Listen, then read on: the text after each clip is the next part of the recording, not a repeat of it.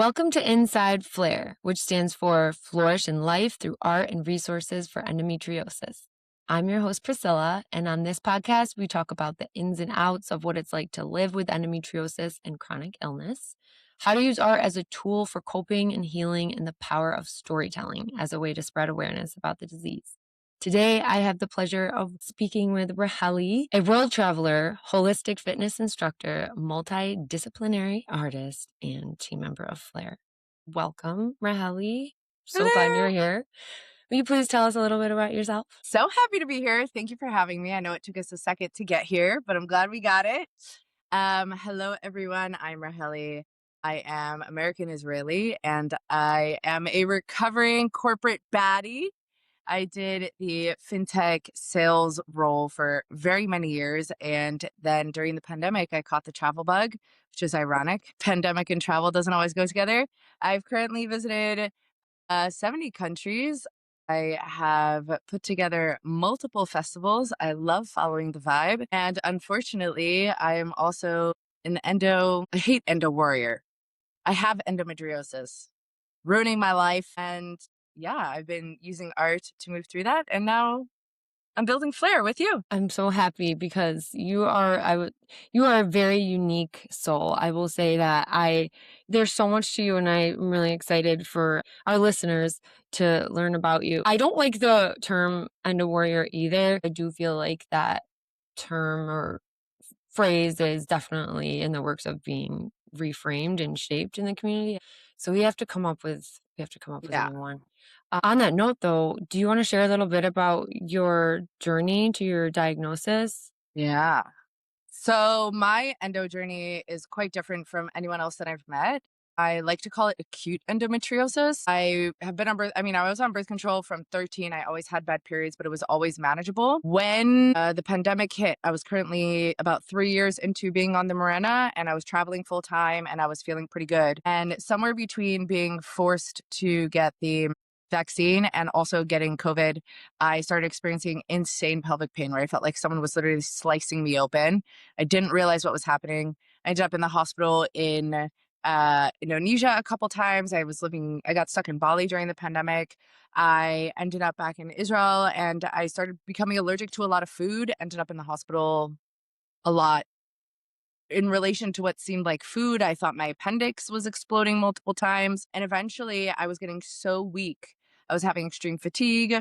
I was having so much pain, and also fitness, which is my life. I was having a really hard time. Anything that would get my heart rate moving would land me in a pain flare. Um, I, I mean, this experience is just so common. I remember I got an endoscopy and a colonoscopy, and I went back to see the gastro, and he's like, everything's fine. It's just all in your head. And I just started crying. I'm like, I almost wish something was wrong with me so that like I could get help. Like, I just don't understand what's going on. Wait, so you were saying, like, especially with all the things that you do physically, like fitness, can you share a little bit more about that? Because I feel like we need to paint a very good picture because it's not just fitness. Like, you are so unique. I mean, there's fire dancing. I mean, like, tell us a little bit. Wait, What, we're gonna get like, there. We're gonna get okay, there. I was gonna say you need to like show off. I mean, on top of having endo and all this going on, which again, like I always like to say, I'm really sorry that you have it. Like, that's just sucks. Like, what? And you were pushing through all of this. Yeah. So that was the thing. It was like I had been living such a high level life. I was doing like corporate and then traveling full time, and working out every single day, and then all of a sudden nothing was working for me. I found myself like post pandemic having to move back in with my parents. I was in and out of the hospital all the time, and I was just like deteriorating. No one knew what was wrong with me. And finally one doctor listened to me, and he did an MRI and told me about endometriosis. I had no idea what this was. So most people talk about like 10 years to get diagnosis. For me it was like 20 years of or 15 years of mild period pain, and then 4 years of like extreme debilitating, I want to take myself out type of pain. And so I asked all the questions I thought I was supposed to ask. I did as much research, but also I was desperate. I didn't even like get a second opinion. I was just like, you say I need surgery. I did a little bit of research. Like, I'm in it to win it. Like, just, I need my life back. I will say one thing that they told me I had adenomyosis as well. And I had a bulge on my uterus, and they wanted to do a myectomy, which is where they cut off half of your uterus and sew it back together. And at this point, I was like, child free by choice. I don't want no kids. I'm an independent woman. And all of a sudden, when the choice was being taken away from me, I was like, wait, I don't know if I'm ready for this. So I actually Right. flew out to a tantrika, like a tantra healer in LA, and I did a physical healing with her. And then I went to Denver to a couple that does like masculine, feminine, energetic tantra healing. And I did a session with them and I got my surgery. And this is important for later, like my healing journey. And when they went in to do my surgery, they found level 2 endometriosis, tons of adhesions, but the bulge on my uterus was totally gone. Wow. You're the like third person that I've heard this happen to. And this, wow. So wait, this was your official diagnosis? Like you got your certificate of that surgery? Yeah. So, but unlike, and this is where like, so I kind of felt better because I was like, okay, my bulge isn't there, like we're good. But literally right after surgery, I was in so much fucking pain. Sorry, I don't know if I'm allowed to curse. I was in so much pain.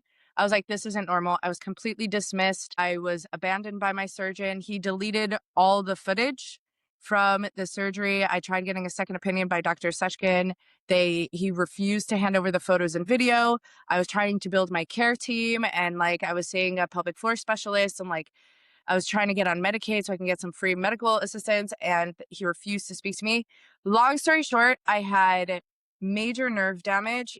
When he removed my pelvic sidewall nerve, which I had authorized in the pre-op surgery, he had nicked it. And so I was getting searing pain up my abdomen, my back, and shooting pain down to like my vulva. And he tried to put me on gabapentin, and I ended up in a manic depression. And what they found out is that I ended up doing a genetic test, and they found out that I have a genetic disorder with serotonin. And so actually the anesthesia had triggered a manic depression that they had put me on SSRIs for, but that was actually making me suicidal and making it worse. And then I got an MRI, and they found out that because I guess of prior back pain and then the nerve damage, I had developed degenerative disc disease, and they told me I'd never be able to walk without a cane again. And then they also didn't tell me that part of surgery was intubation, where you get shit stuck down your throat. And they penetrated me vaginally to move my uterus so they could cut endo behind it. So I woke up with extreme vaginal pain, which triggered all my sexual trauma. And I had also had, what's it called when they put it up your urethra? Cystoscopy. No, No? like feather. I didn't know that I was going to be penetrated in my mouth and my vagina. And so it triggered so much trauma. I ended up in 6 months of weekly EMDR therapy because I was so deeply traumatized, and he refused to talk to me. And I probably still need to do a lawsuit. But anyway, I still need to do a lawsuit, and it was so deeply traumatic, and I still have so much pain. It did not help me at all. I would say the only thing it did do was it did decrease the generalized inflammation in my body. So I have been able to heal a little bit. And then we come around. So yeah, all the like big talk that like surgery saved me and no pain, and that was just like not my experience. And I'm very bitter about it. And it makes me really upset. And Um, people like I generalize surgery, and it's just like, it's such a big deal. Yeah. What? I am so sorry to hear that you're not. Just since my introduction to this community, I have met, I think, one or maybe two other women who have had a just that idea of the surgeon disappearing. That's not okay to be so common. Mine also disappeared, but not for the same reasons. Actually, we don't know, but he might be coming back. So it's just that follow-up care. That's a whole nother podcast episode I feel like we need to Yeah. dig deep into. But and then medical trauma, which I really feel like so many And like, people we're already so traumatized. Like, we're already from the so disease. traumatized. Yeah. Yeah. And so were you making art prior to this? I mean, I have so many questions and about this because, like I said, your story is extremely unique. Like, Yeah. yes, we all are those of us that have endometriosis, but that, I have never heard, and that is extremely inappropriate. So the surgeon, did you say your surgeon was general, and where was this? What This was city? in Flushing Hospital in New York. He was in endo specialist. He claimed that he had trained under, I forget the name, and that was the only thing he did. The he was covered by my Medicaid, which is Okay, also one of the okay. reasons that I went with him. Right. But yeah. I agree with you on that. I was in my story very similar. When I first was told what it was, I basically didn't ask many more questions because, like so many women, I was desperate to be relieved of the pain. I Yeah. was also trying to conceive. So when this also New York doctor was like, "Oh yeah, you have endometriosis. Do you want I don't think you don't have to keep trying. Let's just operate." And then unfortunately, after so that first operation was my diagnosis, and I was able to get pregnant literally just like 2 months later, not even. Amazing. But it's like, Girl, I was yeah. still in bed 2 months later. Like, it took me, yeah. Like, I can't even believe you're like having sex So 2 months. it's unfair, it's unreal. We need Yeah. more. I'm excited. Like, for those of you listening, definitely go back to the episode where I had an amazing mental health therapist, Danielle Sampson, on, who talks a lot about this trauma and healing that she specializes Yeah. in. Very important, especially for women with endometriosis. So all of this that you went through, listeners, after all of this, she now is giving back in this community so many ways. When did it happen? Where did it start? Yeah. And I kind of got to a point in my journey where I was like, if I don't start figuring out a way to live my life to my fullest, then it's not worth me living. Like, my mind was just in such an awful, awful, awful place. Also, just I'm putting it out there for anyone that's listening. If anybody has my symptoms, I would love to talk to you, because I got very involved in Chinese medicine. I was looking at like every single alternative route. I worked with an Ayurvedic nutritionist from India, yeah, for 6 months, 3 months pre-op, 3 months post-op. Post-op, when I was still having issues, I got involved with Chinese medicine, and they said that like endometriosis is blocked chi and you need to move the energy more. And every single time it took me like almost a full year to figure out that even with all the Chinese medicine, it was actually making it worse. And every time I get heightened blood flow, so if I get too emotional, pain. If I take Chinese medicine, pain. If I orgasm too fast without enough warm up, pain. If I start working out and I don't do a slow enough warm up and I just like start doing like very intense warm up, pain. So anything that moves my blood too fast, or if I eat the wrong thing and I'm like not going to the bathroom properly and anything gets stuck in like my bowels, pain. And I know they did some rectal scraping of endo, but it's just like so confusing to me because I don't know anyone else with my experiences. And then when I have pain, it lasts for 20 minutes and then it's over. So like I'll start working out and then I'll feel my entire back, pelvis, and legs cramping, and I'll like double over, fall on the floor, start crying, breathe for 20 minutes, and then I'm like, as if it was a dream. I like sometimes feel like I'm going to psychosis because I'm like, whoa, okay, we're back. Seriously, because it's like, how do we go about planning our lives and functioning Yeah, through the day to day when you don't know when it's going to hit? I think that's something that is not talked about enough. I mean, it's touched on. I feel like you can see, like, oh, we have to kind of work around that, but like, it's never the idea and the actual experience of the physical pain and what comes with it, right? It's not just like, oh, we're in pain, but it's when it's going to happen, how, where. That is something that I'm really excited to capture and really make the visitor feel through. Mhm. There's our exhibition. I feel like it's going to be really powerful to see that translated visually. And so, and also I have heard, and I'd be interested to hear from other members in the flare community, that those women who do the Chinese medicine or acupuncture, they either have it backfires or they swear by it. And I think there needs to be more research in that, 100%. because women are so desperate for the pain relief. It's really, a whole nother rabbit hole that we could go down Yeah. into. And what I like about Racheli, I love, is that because I'm someone who is like kind of same thing. Okay, this really sucks, but what am I gonna do about it? And unlike you, I just went into Yeah. so unlike Raheli, I wait, no, I was gonna say. What I love about you is that you take all this pain and you're like, okay, with these crappy experiences, I'm not just going to sit around and, rot in it. What am I going to do about it? And so unlike you, I didn't go into the endometriosis community. I didn't advocate as much for myself. Maybe that does have to do with the fact that I got pregnant. I was like, oh, okay, this word, I didn't really look much into it. Nobody encouraged me or pointed me toward resources after. So I kind of just got pregnant and just kept moving on with my life. Had I known there was a whole community out there, I probably would still have my ovaries, honestly. Mhm.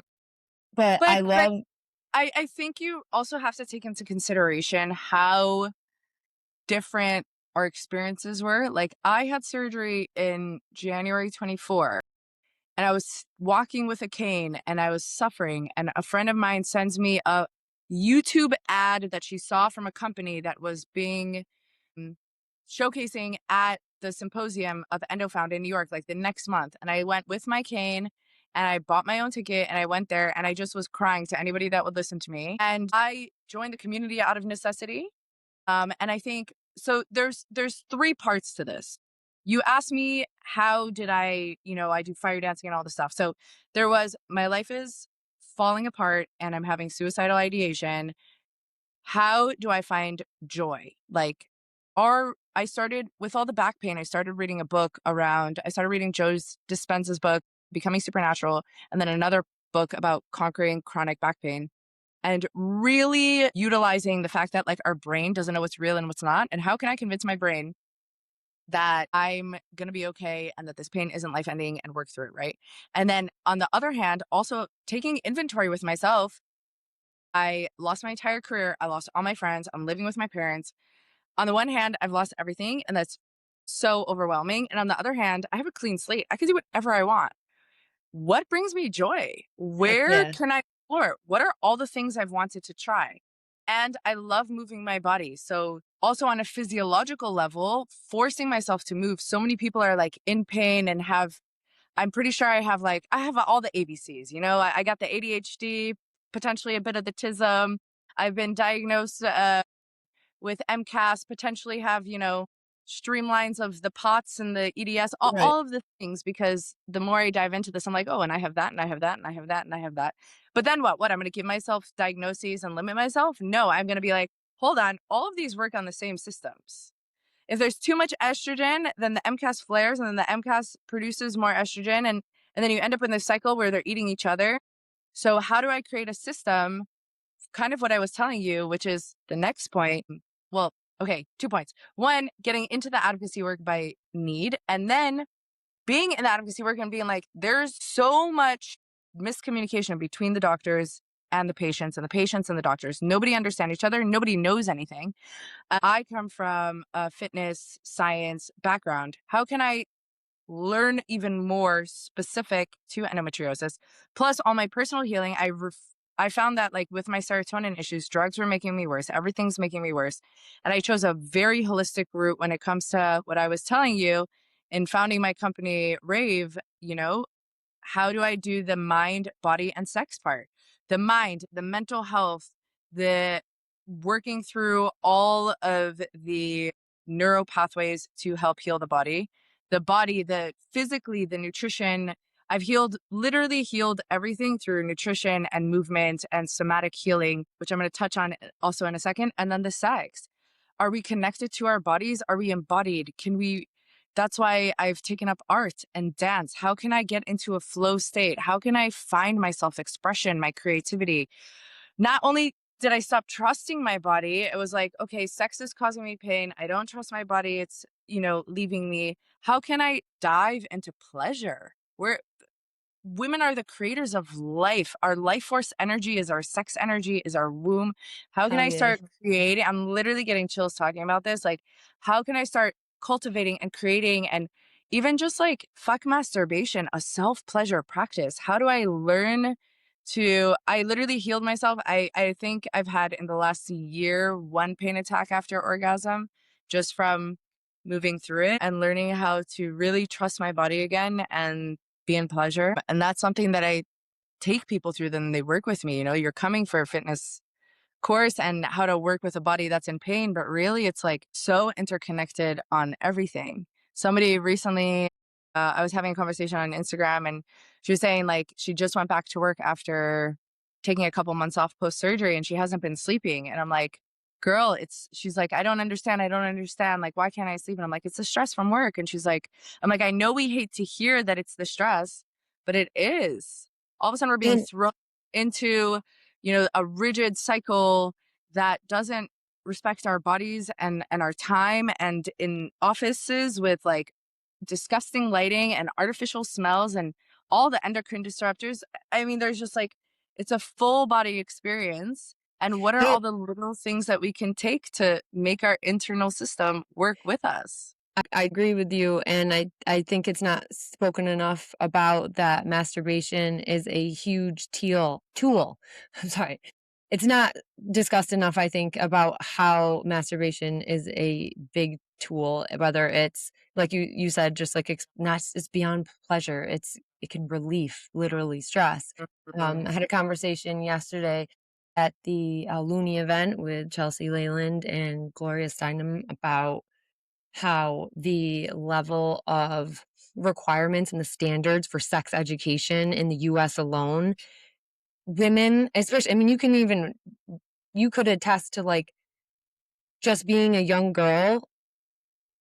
I The fact that our standards in the US are so low for the requirements for sex ed in schools, especially for young women just starting puberty or, middle school, high school, we are left like still to this day not really understanding our body and how it works and the parts. And I really hope to see the Yeah, future change for especially my daughters. Like, I want them to be able to know the entire anatomy, and that when it comes to something called pelvic floor therapy, that the insides of their body is not a mystery.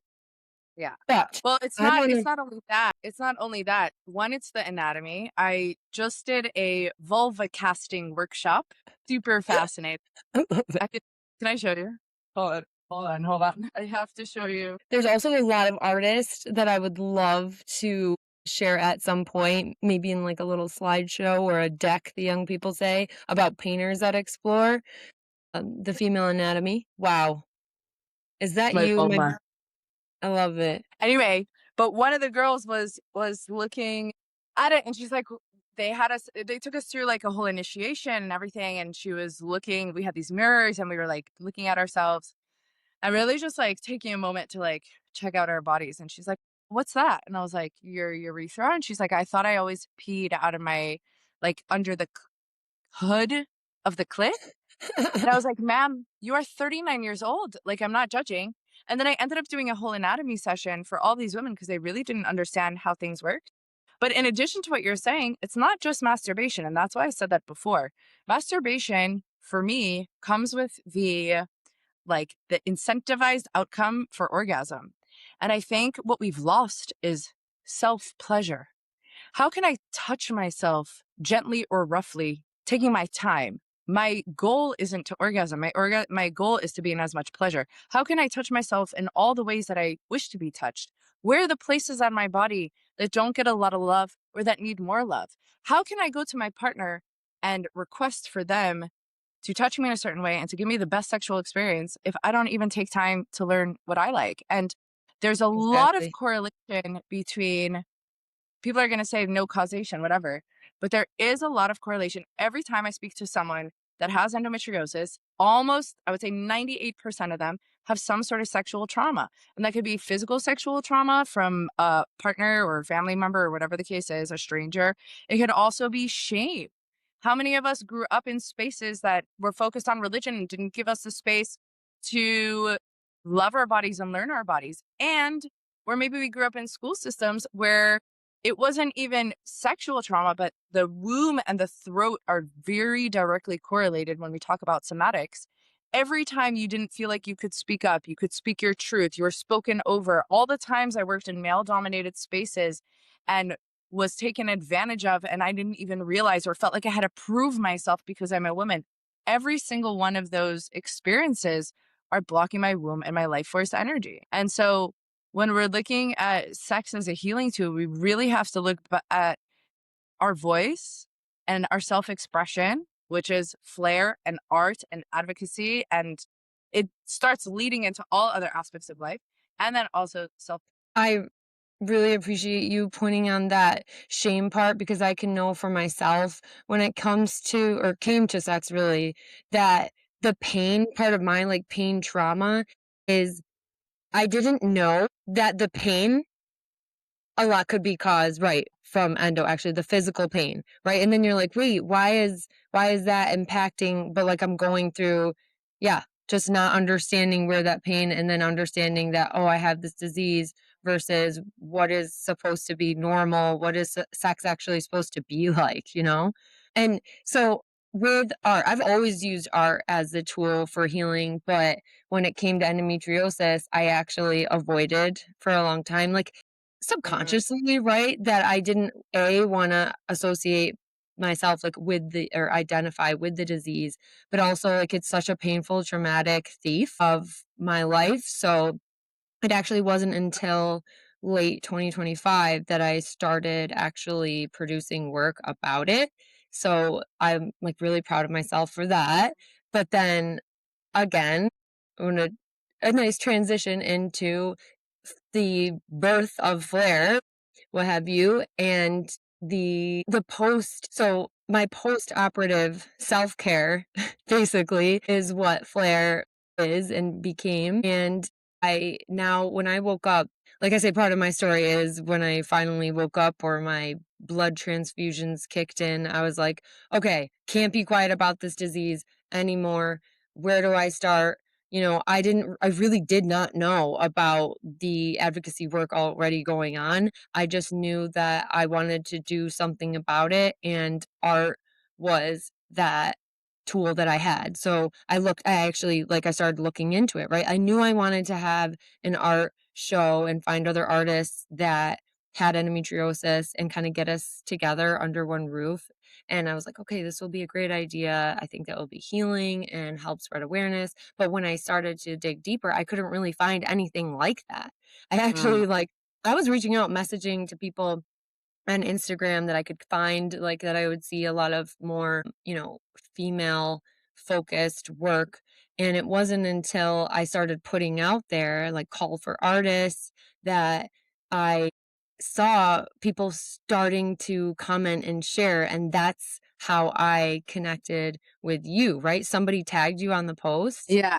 So how did I get to Flair? Good question. I also just want to like double back and say one last thing on how every single step that I've taken into my life has brought me to here and how even the traveling. So one of the things that makes also my work with women so different is that I've used the traveling and the opportunity and my like thirst for knowledge to not only work in the advocacy work, but all of a sudden I find myself, I'm part of WHA, which is Women Health Advocates. I have no history. I didn't even grow up in the US. I have no history in like legislation, government, nothing. All of a sudden I find myself a week in DC advocating for women's health. Last year, I did a 2-week trip in the Pakistani Himalayas and then found out there was an endometriosis conference for for Asia in Sri Lanka, which was just a flight away. I ended up getting myself a ticket to the conference and I was the only non-doctor there. And then obviously I've done a Right. lot of work. Yeah. So this was all at the end of last year. And I've done a lot of work with patients as well, clients, and also just other advocacy work. And so I feel like it gives me a very unique insider scoop into what are the doctors saying, what are the patients feeling, and where is the disconnect, which I'm here to bridge. And then what I was saying, part of my healing journey has been this embodiment practice and finding my joy. And what I've done and the advocacy work. So what I've done up until now is every single year I was doing a physical challenge to like in the year of my birthday to raise money for charity. So one year I hiked 30 kilometers in Indonesia to raise money for families that didn't have food. One year I kayaked solo 13 kilometers from Hyatt to Hyatt in Bali and had to get rescued from the middle of the ocean to raise money for girls that don't have education. The year after my surgery, I motorcycled on a mini motorbike. So I broke down like 20 times all across Morocco and raised thousands of dollars for EndoFound. Last year, I did a High Rocks fitness race, if anyone wants to look that up. I literally went from, I got so lucky. Again, I was in Bali and I ended up training with the German CrossFit champion who specializes in sport injury. So I went from literally having degenerative disc disease and not being able to bend over to deadlifting 80 kg in 6 months and racing. And I also raised a couple Wow. thousand for EndoFound. And this year I was like, okay, my body needs a little break. What are we going to do? And then Flare came along. So when Wait, before I was gonna say, before Flare came about, you were doing this really cool project where yeah. can you tell us more So, about what's it called? so it's called Secrets of Flowers. It's a portrait photography art project that I did in collaboration with a local photographer in New York. When I was volunteering at EndoFound Symposium this year in March during Endometriosis Awareness Month, I came up with the idea of like how many of us feel like we're rotting from the inside. And the tagline is "Rot is where the flowers bloom." And even when we're smiles and we're putting our face forward, it can so many times feel like we're drowning, but that the drowning isn't us losing life. It's rather our seeds taking germination, whatever the word is, and sprouting into the sunlight. You surrender to the darkness, it allows you to blossom to the light, and rot is where the flowers bloom. And so I invited Wonderful. multiple women to come, and they all chose a flower that spoke to them. And I painted the flowers coming out of their excision scars. And then we took a photograph portrait. So, and then we did a photograph of their pain and then a close up photograph of the art. But what's very interesting when we were trying to figure out how did we want to stylize the portraits so that we could like feel the emotion of the scars, we decided to do the portraits laying down. So actually, instead of against a wall, we were all laying on the floor and then he would take them from above. And that really creates this like imagery of, okay, it's a portrait, but we're kind of in bloom, but kind of in pain. Anyway, so Right, because that's, the seeds, right, were planted and rooted yeah, in the ground, yeah, but it's that the pain is I love it. You're highlighting it in so many ways. In the written portion that goes along with it. yeah, yeah. I wrote a poem as well. And yeah, I mean, it's a journey, right? I think also the higher the highs, the lower the lows. And in just understanding how much of this is a process, I finally felt like, I was getting to a place that I was doing better. This was in March. And then in April, I decided to fly to Cape Town, South Africa. And I went on a solo journey to Africa Burn, which is like a festival of co-creation, collaboration, art, and music in the desert. And I ended up getting food poisoning, but I felt pretty good. But then I guess coming out of it, I've learned about barometric pressure is a huge trigger for me, as well as like my gut. I ended up coming out of Africa Burn. I developed HS, which is, I don't know how to say it, but it's skin boils, which are hell. I don't recommend it to anyone. I ended up in the hospital. My gut was already messed up and they put me, and I told them I have a serotonin issue and a gut issue. Like, please, I can't go on antibiotics. And they put me on antibiotics, which then triggered a manic depression and MCAS. So for 2 months, I was allergic to every single thing I put in my mouth. For 2 months, I was literally living off cucumbers and rice cakes and like a little bit of chicken soup because I couldn't manage anything. And then I was producing another festival in Portugal and I had to fly out last month and I was like, this is so dumb. Like, I almost spent 10 grand on a functional medicine doctor. I was like, I'm doing all the things I know I'm supposed to do. I'm not getting better. And then literally at this festival, I had a full mental breakdown, but then I was held physically. Like I realized that like we carry so many things on our own and we have all these tools, but like when was the last time we just cried and someone held us? We were able to crawl up in the lap of someone and they just like let us be mad. I just want to say I was able to cry it out. I woke up in the morning and so much of my pain was gone because then also because of the MCAS flare, I was getting a endo flare. And then I woke up in the morning and I emceed a talent show. And all of a sudden I had to get on stage and I don't know, I guess it just like gave me permission to be my most flamboyant, obnoxious, silly self.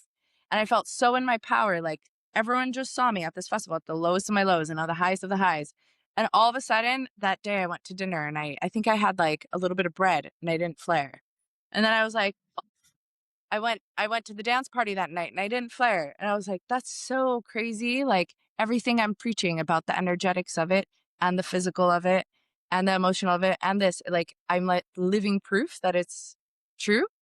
And when we live in alignment, we really can find, yeah, healing and peace. I'm not going to promise it's gone forever, but Right, and for you now, are it's amazing that even through all of that, you were still connecting with me. You guys get excited because the her work of this Secrets of Flowers project is going to be included and on display in Flair's art exhibition this fall in New York City at the Mezzanine.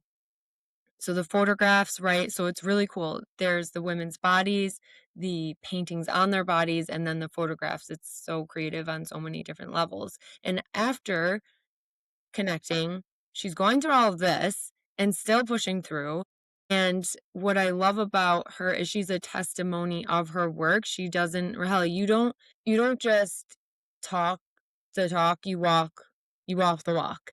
And I will include in the show notes how you can get in connection with her to work one on one.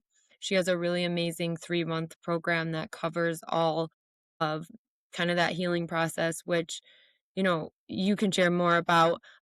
I do want to brag a little bit that she is Flair's partnership and programs lead. You can imagine with all these amazing projects that she's doing. Do you want to talk a little bit more about that and then kind of let yeah. people know where they can find you? Yeah. When I came to you 3 months ago, I don't know if you've spoken about this. You told me you were only doing a digital art gallery. And I was a Yeah. little disappointed. I was like, I want to touch it. I want to like be in a gallery and touch it. And I remember telling you, I'm like, I don't know how I do it, but I make shit happen. And I, I'm like, I know a couple people. I don't know how it's going to work out, but it's going to work out. And now it's been 2.5 months, 3 months, April, May, June, 3 months. And we're looking at a 3-day event. The Endo Excision for All, who I connected you with, is now a partner. We also have sponsors and we have so much art and a chef and speakers and a docu-series and celebs. And it's like, how do we even get here? Like so I literally was sitting in the cafe the other day before our meeting and I was just like holding on to the sides. I'm like, I feel like I'm in a rocket ship. We're blasting off. I don't know where we're going, but I'm not putting the brakes on. I'm just holding on and I know that we'll end up on the moon. So if anyone's listening and they have a company in wellness or health tech, or, they're just feeling super charitable, we really want to make this happen. And we would love also our artists to get paid and we want to pay the venue. So sponsor us, work with us. It's an amazing project. We're getting senators, government officials, potentially the mayor's wife involved. It is just turning into this is what people need. Enough talking, enough medical conferences, enough with the diagnosis. Like, where do we come together in community and support and co-collaboration?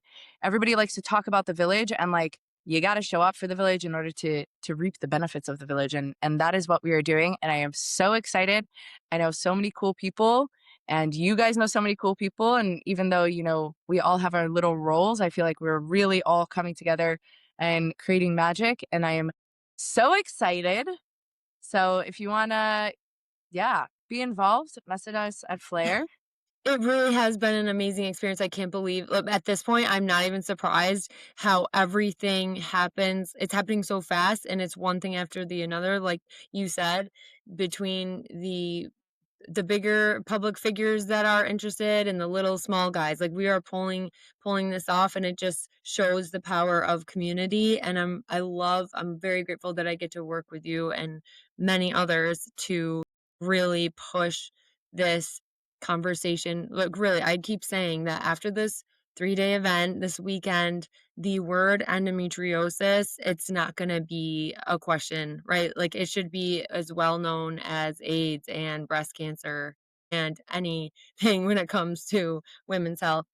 Those of you listening, some of you have heard, like, been here since the beginning of those episodes where I talk about the art show in the beginning when it was in person, going to happen at Albany, and then a transition to when I was like, no, I guess it's going to be virtual because I wanted it to be more accessible. But then same thing when I met Racheli, I was like, she's like, no, I make shit happen. I was like, wait, so do I. Why couldn't I think, right? And so I'm so happy we connected and tickets Our goal tickets will be officially live and available for purchase to the public next week.